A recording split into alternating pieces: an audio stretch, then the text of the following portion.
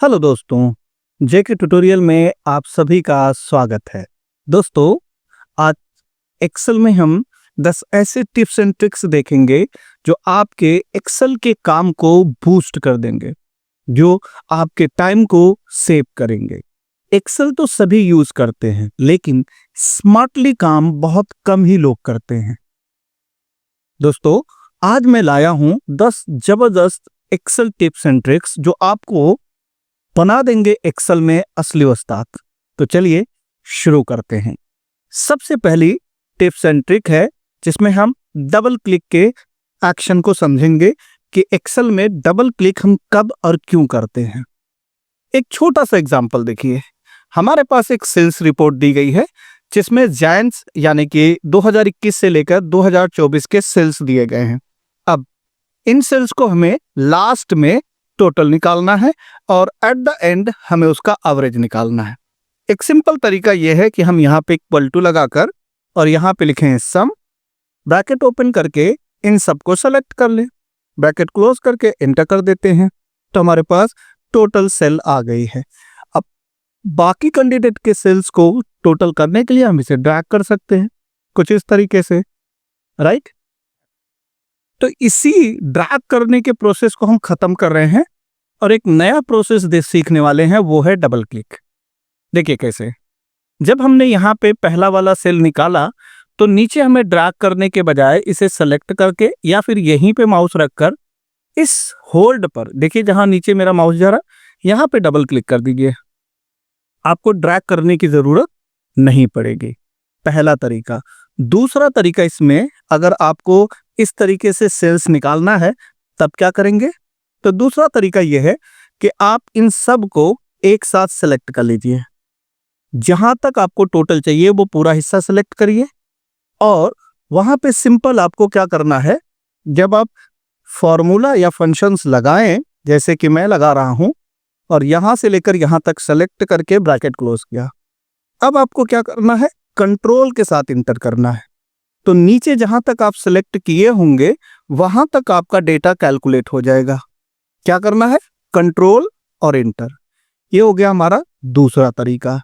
तीसरा तरीका हमारा क्या है, हमें यहां से लेकर यहां तक सेलेक्ट करना, यानी जितने लोगों के लिए टोटल सेल्स कैलकुलेट करनी है वो टॉप टू बॉटम आप सेलेक्ट करिए और ऑल्ट बटन के साथ में इक्वल टू बटन प्रेस कर दीजिए। ऑल्ट के साथ में इक्वल टू बटन प्रेस करते ही आप सारे ईयर का और सारे कैंडिडेट का टोटल कैलकुलेट कर लेंगे। एक बार हम एवरेज की तरफ आते हैं और सेम चीज को समझने की कोशिश करेंगे। यहां पे हमने लिखा equal to average, bracket open किया और जैन्स 2021 से लेके 2024 तक का सिलेक्शन कर लिया। अब हमने यहाँ पे एंटर किया। पहला हमने क्या सीखा कि डबल क्लिक करने से आपको ड्रैग करने की प्रॉब्लम सॉल्व हो जाती है। तो आप यहाँ पे डबल क्लिक करिए, बाकी सब का एवरेज सेल आ गया। दूसरा तरीका हम यहाँ पे ये देखें कि अगर हमें जहां तक भी चाहिए वहां तक हम सेलेक्ट करते हैं, फिर अपना फंक्शन यूज करेंगे जैसे कि एवरेज, और फिर जैन से लेकर यानी कि 2021, 22, 23, 24 तक का सिलेक्शन करेंगे, ब्रैकेट क्लोज करके कंट्रोल के साथ एंटर कर देंगे। देखिए, ऑल्ट इक्वल टू सिर्फ एक बार काम आएगा और वो आएगा टोटल करने के लिए, क्योंकि उसका नाम ही ऑटो सम होता है। तो ये रहा हमारा पहला एक्सेल का टिप्स एंड ट्रिक्स। अब आते हैं दूसरे टिप्स एंड ट्रिक्स में। इस टिप्स एंड ट्रिक्स का नाम है फ्लैश फिल। फ्लैश फिल का इस्तेमाल कब करते हैं, जब हमारे अलग अलग सेल में, जैसे कि इस सेल को अगर हम देखें तो यहाँ पे है फर्स्ट नेम, यहाँ पे है लास्ट नेम, राइट, यहाँ पे भी नेम है। अब मैं ये चाहता हूं कि ये जो फर्स्ट नेम और लास्ट नेम है इन दोनों को कंबाइन करके एक फुल नेम क्रिएट करना। तो इसके लिए आप एक तो आप टेक्स्ट ज्वाइन फंक्शन यूज कर सकते हैं, एक आप यूज कर सकते हैं कॉन्करेशन, बट इन दोनों को हम आज यूज नहीं करने वाले हैं, बल्कि इसकी जगह पे हम यूज कर रहे हैं फ्लैश फिल। क्या करना होगा, पहले वाले सेल में हमें सिंपली फर्स्ट नेम और लास्ट नेम को टाइप कर देना है। जैसे कि पहले वाले सेल में लिखा है रमेश जायसवाल। अब यहाँ पे एंटर कर दिया। अब आपको कंट्रोल के साथ में ई प्रेस करना है कंट्रोल के साथ में ई प्रेस करना है। अब जैसे ही कंट्रोल के साथ में ई प्रेस करेंगे, आप देखेंगे कि बाकी सारे सेल में ऑटोमेटिक फर्स्ट नेम और लास्ट नेम कंबाइन होकर आपको फुल नेम क्रिएट करके दे देगा। क्या किया हमने? पहले वाले सेल में सिर्फ हमने फर्स्ट नेम लास्ट नेम को टाइप कर दिया, नीचे से ऊपर तक का हिस्सा सेलेक्ट किया और कंट्रोल के साथ में ई प्रेस कर दिया। तो इसे कहते हैं फ्लैश फिल। तो ये आपके कई बार काम आ सकता है, जिसमें आपके पास ढेर सारे फर्स्ट नेम और लास्ट नेम है। आप बार बार इन फंक्शंस का इस्तेमाल करेंगे, टेक्स्ट ज्वाइन या अदर, तो उसकी जगह पे आप फ्लैश फिल का इस्तेमाल करें, ये स्मार्टली वर्क करके देगा। थर्ड हमारा है ऑल्ट की। अब ऑल्ट की कब काम आता है? तो कई बार हम जो माउस से अपने रिबन्स पे जाकर यूज करते हैं, जैसे बोल्ड किया, इटैलिक किया, फॉन्ट साइज इंक्रीज किया, कंडीशनल फॉर्मेटिंग यूज किया, इन सारे फंक्शंस के लिए आप एक ऑल्टरनेटिव की कीबोर्ड से ही बना सकते हैं। जैसे मुझे यहाँ पे इस केस में टोटल लाना है। अब टोटल लाने के लिए अगर मैं यहाँ पे ऑल्ट प्रेस करता हूं तो ऊपर आप देखेंगे, यहाँ पे देखिए आपके सामने कुछ नंबर्स और कुछ टेक्स्ट आपको दिखाई दे रहे होंगे, जैसे कि F for file, H for home, N for insert, R for page layout, M for formula. तो सपोज मुझे यहाँ टोटल चाहिए, तो हमने H प्रेस कर दिया। अभी हम होम पे रहना चाहते हैं। अब होम पे रहने के बाद यहाँ पे आप देखेंगे तो लिखा हुआ है ऑटो सम। हमें क्या करना है? हमें इसमें टोटल ही तो निकालना है इन सब का, तो बस हमें U प्रेस कर देना है। अब U करने के बाद आपके पास आ रहा है सम करना है, एवरेज करना है, काउंट करना है, मैक्सिमम निकालना है, मिनिमम निकालना है, या कोई और फंक्शन आपको इस्तेमाल करना है इसके अंदर से। हमें तो यहाँ पे सम करना है, तो हमने सिंपल क्या किया, यहाँ पे S प्रेस कर दिया। अब आप देख सकते हैं यहाँ पे हमारे पास सबका सम आ गया। यहाँ पे जो नंबर हमारा है वो रैंड बिटवीन से है, तो यहाँ पे हम पहले से कॉपी कर लेते हैं, फिर कंट्रोल ऑल्ट V करके वैल्यू कर देते हैं। अब ये आपकी वैल्यू कभी भी चेंज नहीं होगी, ये सारी स्टैटिक वैल्यू हो चुकी है। इसी तरीके से अगर हमें यहाँ पे एवरेज निकालना है तो ये भी काम हम कर सकते हैं। इसे टॉप टू बॉटम सेलेक्ट करते हैं, ऑल्ट को होल्ड करेंगे, H प्रेस करेंगे और H के अंदर U प्रेस करेंगे। अब हमें एवरेज निकालना है तो एवरेज के लिए A प्रेस कर देंगे, तो देखिए यहाँ पे एवरेज निकल के आ गया। बट आप ध्यान से देखेंगे जो एवरेज निकला है वो सही नहीं है। यहाँ देखिए ये चारों सेल को काउंट कर रहा है, तो अगर हम इस सेल को यहाँ से अभी फिलहाल के लिए मान लो हटा देते हैं तब ये परफेक्ट होगा। बट अगर ये सेल हम ऐड करते हैं तो एवरेज कभी भी 100 के ऊपर कैसे हो सकता है? 100 के ऊपर वो नहीं जाएगा। तो इसने क्या किया है, यहाँ से लेकर यहाँ तक का हिस्सा पूरा सेलेक्ट करके उसका एवरेज यानी total and then divide by number of column या नंबर ऑफ रो से कर दिया है। तो इस कंडीशंस में आप कैसे यूज कर सकते हैं? तो देखिए आप इन सबको हटाइए, इक्वल टू लगाइए। अब आपके पास टोटल कितना आया है, ये वाले सेल में है, तो आप यहाँ पे क्लिक करिए और divide by number of subject, Hindi, English, math, science, 4 subject है तो 4 हमने डाला और कंट्रोल के साथ एंटर कर दिया। तो देखिए एवरेज आपका आ चुका है। क्लियर? अगर आपको इसका रिजल्ट फाइंड आउट करना है तो रिजल्ट भी निकाल सकते हैं, बट रिजल्ट के लिए एक कंडीशन आपको देनी होगी। तो सपोज दैट लॉजिक लगाते हैं कि जो भी बंदा 40 से ज्यादा एवरेज लाया उसको पास दिखाए वरना फेल दिखाए। तो इसके लिए भी टॉप टू बॉटम सेलेक्ट करेंगे, लिखेंगे equal to if average cell more than और equal to 40 then show pass, otherwise show fail. अब यहाँ पे सब में लेके आना है, तो हमने क्या सीखा लास्ट टाइम? कंट्रोल के साथ में एंटर करना। तो जहां जहां पे भी आपका 40 से ज्यादा एवरेज है वो पास दिखा रहा होगा, जहां पे 40 से कम एवरेज है वो फेल दिखाएगा। तो ये रहा हमारा एक्सेल का ट्रिक नंबर 3। अब आते हैं एक्सेल का trick number 4, freeze pane. Freeze pane में टॉप रो या लेफ्ट कॉलम को लॉक करना है स्क्रॉलिंग के टाइम, तो यूज कर सकते हैं फ्रीज पेन। एज्यूम करके चलते हैं कि मैं चाहता हूं कि ये वाला हिस्सा लॉक रहे या फिर ये वाला कॉलम लॉक रहे। पहले हम रो को लॉक करके देखते हैं, तो हमने इसे सेलेक्ट किया, यहाँ पे क्लिक कर लेते हैं और उसके बाद आ जाएंगे यहाँ व्यू और रिव्यू। आपके पास 2 चीजें दिख रही हैं। यहाँ पे अगर आप रिव्यू में देखेंगे तो प्रोटेक्शन से रिलेटेड दिया हुआ है, और अगर आप व्यू में देखेंगे तो यहाँ पे फ्रीज से रिलेटेड है, फ्रीज पेन। अभी हमें क्या चाहिए, ये जो उसके ऊपर वाली हेडिंग है ये लॉक रहे, स्क्रॉल करें तो ये अपनी जगह पे ही दिखे। तो ऐसी कंडीशंस में हम यहाँ पे कहेंगे freeze top row, second option click करिए और अब इसको स्क्रॉल करके देखिए तो आपकी जो हेडिंग है वो अपनी जगह पे बिल्कुल फ्रीज हो चुका है और बाकी का कंटेंट आपका स्क्रॉल होता हुआ दिखाई देगा। नेक्स्ट, अगर आपको इसके पहले कॉलम को भी लॉक करना है, जैसे कि ये वाला हिस्सा, ये हमारा पहला कॉलम है, अगर हम चाहते हैं कि जब हम इसे स्क्रॉल करें हॉरिजॉन्टली तो ये वाला हिस्सा अपनी जगह से मूव ना हो, जैसे कि अभी हो रहा है। देखिए आईडी आपकी गायब हो गई है, डेट आपका दिखा रहा है। तो आपको यहाँ पे माउस से सिलेक्शन करना है, फ्रीज पे जाना है और यहाँ पे देखिए फ्रीज के बाद फर्स्ट कॉलम, थर्ड ऑप्शन है फ्रीज फर्स्ट कॉलम, बस यहाँ पे क्लिक कर दीजिए। अब जब भी आप स्क्रॉल करेंगे तो देखिए फर्स्ट कॉलम आपका अपनी जगह पे बिल्कुल स्टेबल है, बाकी जो भी हिस्से आपके हैं वो स्क्रॉल हो रहे हैं। आप इसको थोड़ा आगे करके देखिए, ये देखिए तो हमारा पहला कॉलम अपनी जगह पे है।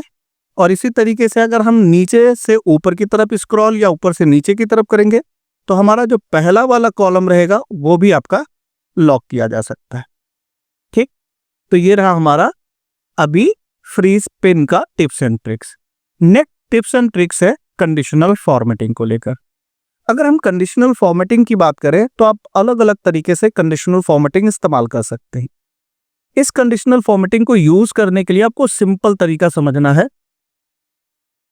ओके, अब कंडीशनल फॉर्मेटिंग में आप इस वाले टेबल को देखिए। इस टेबल में हमने क्या किया है कि जो भी चीज हम यहाँ पे, जैसे अभी के केस में देखिए टोटल सेलेक्ट है और यहाँ पे नूर आलम, तो नूर आलम का पूरा रिकॉर्ड आपको हाईलाइट करता हुआ दिख रहा है और नूर आलम का हमने यहाँ पे टोटल शो कराना है तो यहाँ पे देखिए टोटल शो हो रहा है।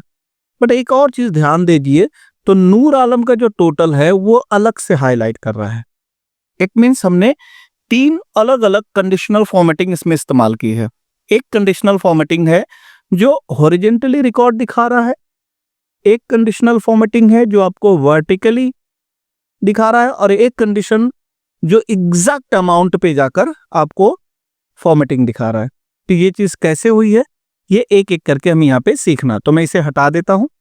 यहाँ पे आपको जितनी भी कंडीशनल फॉर्मेटिंग हमने लगाई है हम उन रूल्स को यहाँ से क्लियर कर लेते हैं। देखिए यहाँ पे क्लियर रूल्स लिखा है बट आपको यहाँ पे सिलेक्टेड पे हटा देना। अब सबसे पहला ये है कि जो भी नाम यहाँ पे टाइप है या सेलेक्ट है उस नाम के हिस्से को पूरा का पूरा हाईलाइट करना है। तो क्या करेंगे, यहां से हम पूरा सेलेक्ट करेंगे, कंडीशनल फॉर्मेटिंग में जाएंगे और यहाँ पे न्यू रूल्स पे क्लिक कर देंगे। जैसे यहाँ पे आप न्यू रूल्स पे क्लिक करेंगे तो आपको कुछ इस तरीके का एक डायलॉग बॉक्स दिखाई देगा। यहाँ पे सबसे नीचे आपको लिखा होगा use a formula to determine which cell to format, इस पे क्लिक करना है और यहाँ पे एक सिंपल सा फॉर्मूला लगाना है।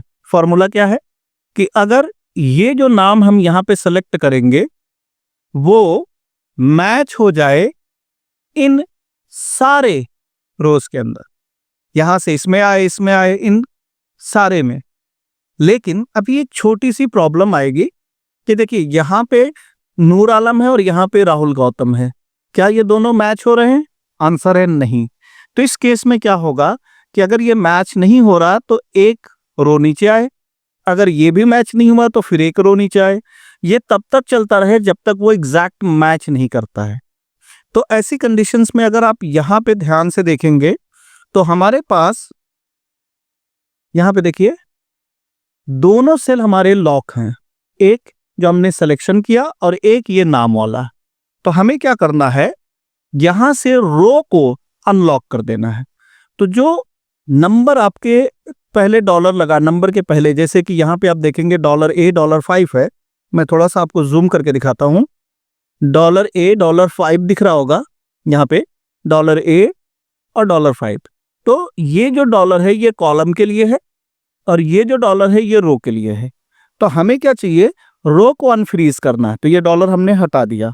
अब सिंपल क्या हुआ, हमने कहा ये जो नाम है इसमें जाकर चेक करें, जहां मैच हो वहां पे हम फॉर्मेटिंग लगाना चाहते हैं। तो यहाँ पे फॉर्मेट पे जाएंगे और यहां से हम कोई भी एक कलर चूज कर लेते हैं, फिलहाल ये वाला। फिर फॉन्ट पे आते हैं और थोड़ा सा बोल्ड कर लेंगे। Okay and then okay. अब देखिए एक हिस्सा तो आपका काम कर रहा है। यहां से जैसे ही मैं कोई दूसरा नाम सेलेक्ट करूंगा, आप ध्यान से देखिए, तो वो नाम का पूरा हिस्सा रिकॉर्ड आपको हाईलाइट करता हुआ दिखाई दे रहा है। एक बार और चेक करिए इस तरीके से। अब एज्यूम करिए कि मैं नूर आलम का टोटल चेक करना चाहता हूं, तो टोटल का कॉलम ये है, ये पूरा कॉलम्स आपको दिखाना चाहिए। तो ऐसी कंडीशंस में हमें कॉलम्स को कैसे दिखाएंगे, उसके लिए भी रूल्स हैं छोटे से। इस कंडीशन में हम क्या करेंगे, हेडिंग के साथ पूरा सेलेक्ट करेंगे। फिर से जाएंगे कंडीशनल फॉर्मेटिंग के अंदर और यहाँ पे न्यू रूल्स पे क्लिक करेंगे। यहाँ यूज फॉर्मूला टू डिटरमाइन, और यहाँ क्लिक करके सबसे पहले आपको क्लिक करना है टोटल पे। अब जैसा भी आपने किया था बस इसका थोड़ा सा अपोजिट होने वाला है। यहाँ पे करेंगे इक्वल टू और ले लेंगे, इस नाम को सेलेक्ट कर लेंगे। अब फिर से देखिए सेम आपको वही चीज दिखाई देगी, बट इस बार आप ध्यान से जरा सोचेंगे कि इस बार इस टोटल को कैसे चेक करना, बाई कॉलम। पहले हम कैसे चेक कर रहे थे, बाई रो। तो कॉलम के पहले का डॉलर हटाना पड़ेगा। इस बार जो डॉलर हटेगा वो ये वाला डॉलर हटेगा, ना कि रो के पहले वाला डॉलर हटेगा।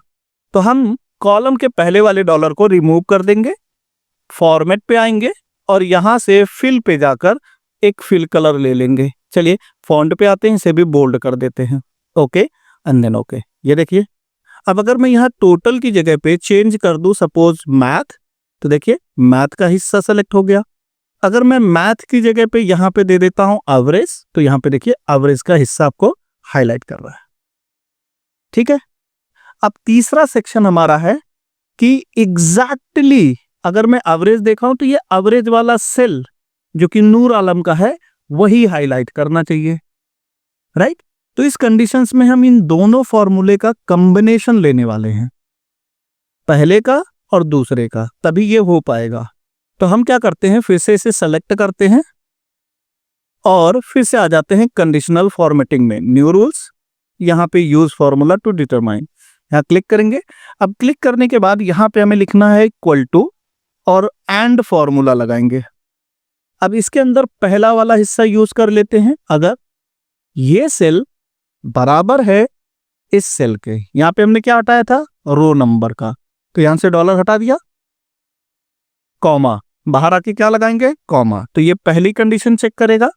अब लगाएंगे दूसरी कंडीशन कि अगर ये सेल बराबर हो गया इस सेल के, इसमें से क्या हटाया था हमने, कॉलम का डॉलर, ब्रैकेट करेंगे क्लोज। अगर ये दोनों हिस्से मैच हो जाएं तो हमें क्या करना है, यहां पे आना है और यहां से हम ब्लैक कलर को रिप्रेजेंट कर रहे हैं, तो ब्लैक कलर लिया हमने फिल में, फॉन्ट पे गए, बोल्ड किया और यहां से कर देंगे व्हाइट या फिर येलो कलर, येलो कलर भी अच्छा लगेगा, कुछ ऐसा। अब कर देते हैं ओके। ये देखिए अब जैसे मैं यहां से कोई भी नाम चेंज कर रहा हूं, जैसे मैंने दिया नीरज सिंह, तो देखिए नीरज सिंह का रिकॉर्ड हाईलाइट हो रहा है। साथ में नीरज का हम क्या चेक करना चाहते हैं, सपोज दैट हम रिजल्ट चेक करना चाहते हैं, तो नीरज का रिजल्ट का कॉलम पे गया और कॉलम में उसका जो एग्जैक्ट रिकॉर्ड था पास का, उसी को वो हाईलाइट करता हुआ आपको दिखाई दे रहा है। क्लियर। तो ये रहा कंडीशनल फॉर्मेटिंग। होप कि आपको ये अच्छे से समझ में आया होगा। नेक्स्ट टिक्स एंड ट्रिप्स में आते हैं, जिसमें हम टेक्स्ट टू कॉलम कैसे कन्वर्ट करते हैं। यहाँ पे देखिए मेरे पास कुछ रिकॉर्ड है जिसमें नेम कॉमा के सेपरेटर से name1@gmail.com, उसके बाद कुछ कॉन्टैक्ट नंबर दिया है। अब मैं ये चाहता हूं कि name1@gmail.com और 1 2 3 ये 3 सेपरेट कॉलम में आ जाए ये सारा रिकॉर्ड। तो हमने इसे सेलेक्ट किया। अब आ जाते हैं यहां देखिए डेटा, और यहां डेटा में आपको अगर आप ध्यान से देखेंगे तो एक फ्लैश फिल है, यहाँ पे एक लिखा है टेक्स्ट टू कॉलम। तो हमारे पास तो टेक्स्ट है और इसे टेक्स्ट टू कॉलम में ही कन्वर्ट करना है। क्लिक कर दीजिए। क्लिक करने के बाद आपको नेक्स्ट करना है और यहां से आपको बताना है कि इन टेक्स्ट को सेपरेट करने के लिए आप क्या इस्तेमाल कर रहे हैं। तो हमने किया है कॉमा, तो हमने कॉमा चूज किया, नेक्स्ट एंड देन हम फिनिश कर देंगे। अब जैसे ही हमने यहाँ पे कहीं पे भी ये सिलेक्शन लिया, दोबारा देखिए हम यहां से सिलेक्शन ले रहे हैं, इस केस से पूरा सेलेक्ट कर लेते हैं जहां तक है, कंट्रोल शिफ्ट डाउन करके, और फिर से इसी पे आ जाते हैं, नेक्स्ट करते हैं, यहाँ पे कॉमा है, नेक्स्ट। अब यहाँ पे देखिए डेस्टिनेशन पूछा जा रहा है, तो हम डेस्टिनेशन में एक्चुअली इस बार दे देते हैं यहाँ कहीं पे, और फिर यहाँ पे फिनिश कर देते हैं। अभी हमारे केस में देखिए कॉमा तो लगा नहीं था, सेमी कॉलन लगा था, सॉरी मैं ध्यान नहीं दिया, दोबारा आते हैं, नेक्स्ट करते हैं। अब यहाँ पे देखिए सेमी कॉलन सेलेक्ट करना था, एक्चुअली हमने कॉमा सेलेक्ट कर लिया था, इसकी वजह से वो इशू किया। अब आप जहाँ पे भी चाहते हैं वहाँ पे माउस रखिए, और ये मेरी डेस्टिनेशन है कि यहाँ से जो भी टेक्स्ट था वो कॉलम में कन्वर्ट होके यहाँ पे आए। फिनिश करिए, ये देखिए नेम सेपरेट हो गया, ईमेल आईडी सेपरेट हो गई, और नाम भी आपका सेपरेट हो गया। ठीक है, अगर कंफ्यूजन है तो एक बार मैं दोबारा आपको करके दिखाना चाहूंगा ताकि आपको कोई इशू ना रहे। हमें क्या करना है, ये पूरा नाम सेलेक्ट करना है, तो कंट्रोल शिफ्ट के साथ डाउन कर दिया मैंने, पूरा सेलेक्ट हो गया। अब आपको आना है टेक्स्ट टू कॉलम, यहाँ पे डिलिमिटेड ही चूज करना है, और उसके बाद यहाँ पे नेक्स्ट कर देना है।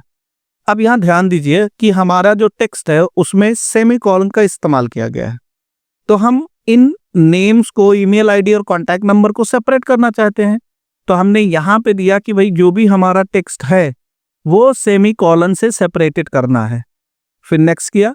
अभी हमसे डेस्टिनेशन पूछी जा रही है कि भाई ये जो सेपरेट होगा वो कहाँ रखना है, तो अज्यूम करिए हमने यहाँ पे दिया, और फिर हम यहाँ पे जस्ट फिनिश कर देंगे, तो नेम अलग हो गया, कॉन्टैक्ट नंबर और यहाँ पे ईमेल आईडी सारा अलग अलग हो गया। तो ये रहा अगला हमारा टिप्स एंड ट्रिक्स। अगले टिप्स एंड ट्रिक्स की तरफ चलते हैं, जहां पे हम सीखेंगे कि ड्रॉप डाउन लिस्ट कैसे बनाते हैं।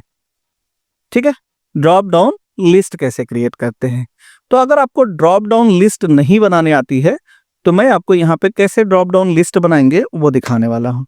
तो सबसे पहले क्या करना है, आपको उस सेल पे क्लिक रखना है जहां पे आपको ड्रॉप डाउन लिस्ट चाहिए। जैसे कि मान के चलो कि हमें यहाँ पे एक ड्रॉप डाउन लिस्ट बनानी है अपने सारे कैंडिडेट, अपने सारे स्टूडेंट के नाम की, तो आपको उस सेल पे माउस रखना है एंड देन चले जाना है डेटा वैलिडेशन पे। डेटा वैलिडेशन पे यहाँ पे जैसे आप क्लिक करेंगे ये आएगा डेटा टैब के अंदर, डेटा वैलिडेशन पे क्लिक कर देना है। अब क्योंकि हमें एक ड्रॉप डाउन लिस्ट या फिर लिस्ट आइटम बनाना है तो यहाँ एनी वैल्यू दिखा रहा होगा, इस जगह पे हमें सेलेक्ट करना है सिंपल लिस्ट, और लिस्ट के बाद नीचे दिखेगा सोर्स, देखिए सोर्स, और इस सोर्स में हमें ये सारे लोगों के नाम को सेलेक्ट कर लेना है। अब जैसे ही ओके करेंगे तो यहाँ पे देखिए सारे लोगों के नाम की एक लिस्ट आपके सामने आ चुका है। इसी तरीके से समझ के चलते हैं कि ये जो हमने सारे कॉलम्स क्रिएट किए थे उसकी भी एक लिस्ट बनानी है, तो फिर से इसका एक शॉर्टकट तरीका यूज करेंगे। तो हमने यहाँ पे लिया alt D L, alt D L. तो यहाँ पे आपको डेटा टैब पे नहीं जाने की जरूरत पड़ेगी, ना ही तो आप डायरेक्टली आ जाएंगे। यहाँ से लीजिए लिस्ट, और सोर्स में ये सारा सोर्स हम सेलेक्ट कर लेते हैं, ओके करेंगे।